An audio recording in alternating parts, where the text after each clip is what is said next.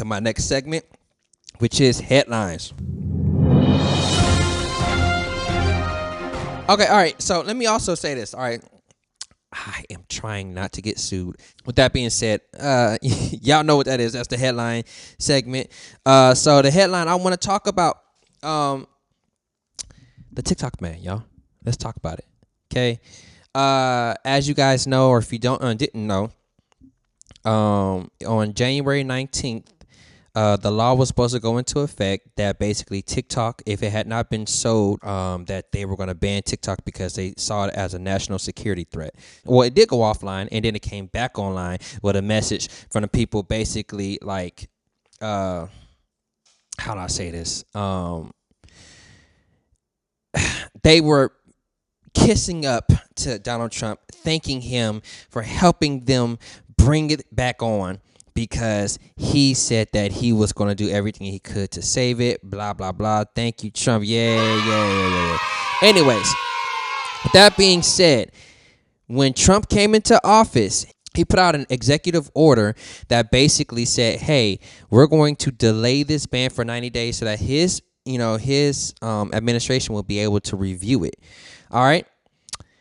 That was January 19th or 20th when he signed the memo. January 19th when it was supposed to go out. Okay, it's already, right now I'm recording this. This is in March, so he's run out of time. So anyways, delayed it. We're in this dilemma. We're in this window, or whatever the case is. And the reason why they were delaying it, the reason why it was happening is because they saw it and they said it was a national security threat. Now, with that being said, things I want to talk about. Okay, is TikTok a national security threat? Okay, it is risky if the Chinese government can use and they can access the app. You know what I mean? If they have the power to access this app and they can essentially gain access to your phone and with override your settings and be able to listen into what's going on or review the information on your phone or whatever. I don't know exactly what they said you can do, but if it is, it can turn everybody who has TikTok's phone into an active listening device or surveillance device for the Chinese government. It is absolutely, positively a national security threat, not just for our country, but for anybody who's using it. Okay?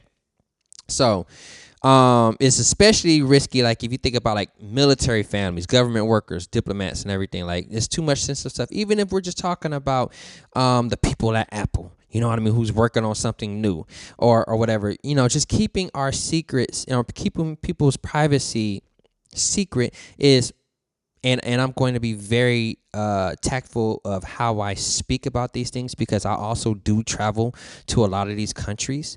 So I don't want to say anything and then all of a sudden I'm walking through it and I get flagged and like, hey, So respectfully, they have laws and they have a right to govern however they decide to govern. And whether I agree or disagree with it, I do respect the fact that their sovereignty is in place, and I have no claim to fame when it comes to that. I have nothing to say. I'm not a stakeholder in their sovereignty. I'm only a stakeholder in my American sovereignty.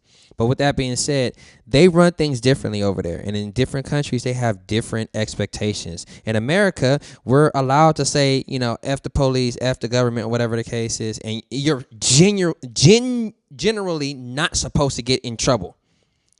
Okay, can't do that everywhere. So yeah, is it a national security risk? It can be. I can see how it is a national security risk. All right. To be fair, America spies too. I'm pretty sure, and I don't know this for a fact, but I'm pretty sure there are some things out there where America can do, and I do feel like a lot of times when American policies come up, we have like a little bit of like, we feel like karma's going to catch up to us, so we start trying to like prevent the inevitable or whatever the case is. But there is that. We'll get into that later on. But you know what? Hey, it is what it is. I'm not here to really say whether or not this is they're right or they're wrong. But what I will say is, China does block U.S. apps. I was in China, and when I was in China, I wasn't able to use Facebook. I wasn't able to use Instagram. I wasn't able to use, I don't even use Twitter that much, but I tried to get on Twitter one time just to see if it worked. You know what I mean? And I wasn't able to access that from China. Now, I did hear from a certain couple of citizens who I will not name that the way you do it, in a way that a good majority of people who do have access to it in that country, is they just get a VPN and they're able to kind of hide that stuff. And it is a good amount of people who even currently follow me right now, and that are, very capable of getting past whatever roadblocks the Chinese government has set up. But in general, it is theoretically illegal to use these apps in their country. Okay. So if they block us, why are we tripping if we block them? Now, I know a lot of people make money off of TikTok. TikTok is a more organic platform. I like it. I actually have just started to kind of acquiesce to TikTok. I tried it a couple of times, and now I'm actually consistently doing it. And I'll tell you, I do like TikTok better. I like their algorithm. I like how organic everything is. But it is what it is, man. I just, it's kind of one of those things where it's out of my hands. I'm not the one making a decision. I just want y'all to make a decision. By the way, I want to put this out there. And, Trump, quote unquote, is the one who said, hey, we want to review this and figure out a way to save this. Let's also remember that Trump was one of the first major first major political figures to call for the banning of TikTok. So it was actually kind of stupid to me, because you put this thing into place in some ways and shapes and forms. You were like, we got to ban this app. Now you come back, oh, I saved it, because, anyways, whatever. Yeah, I don't know. Some people are looking like, yeah, you just hate Trump, so you're just going to say everything's bad about him, blah, blah. Okay, that's just me. All right. So who benefits the most if TikTok is banned? Besides, of course, making sure that our national secrets are that much safer from foreign adversaries, potential adversaries, or whatever. Well, we all know that Meta's gonna love that. If they go down, if TikTok goes down, then all we got is Instagram and Snapchat, as far as the big ones. So, we know that Instagram's growth started to slow when TikTok started booming, and people were leaving by the troves. They were saying, hey, forget this Instagram stuff. We're going to TikTok. TikTok is really doing it. So, that did happen. Culturally, TikTok, it is very organic. It's raw. It rewards creativity. IG and Twitter became very corporate, man, and harder for indie voices to grow. And that was what was so dope about it when it first came out, was that you could just be a regular person, and you never know. You could really grow your career, man. It restructured everything. So I feel like banning TikTok could silence independent creators of color to a degree. But whatever. The center side. I'm on TikTok. I'm trying to grow just like everybody else. This ban hurts small creators and not billion-dollar execs. But you know what?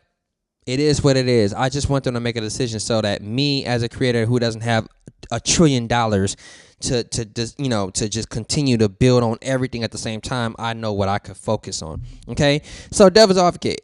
If TikTok is a Chinese Trojan horse, shouldn't we protect ourselves? That's what I'm saying. You know what I mean? Are we being too open in the name of freedom? Is it weakness and not principle? Maybe Meta and Google should control more of our content. At least there are a problem as Americans, okay? If you wouldn't let Russia own a major U.S. platform, why would you let China, if China is one of our major adversaries, or one of the people who we see having problems with, we're seemingly having problems with, even though we buy a ton of stuff from them, but whatever. If this was a Chinese app pushing right-wing content, would the left still defend it? That's a good question, okay?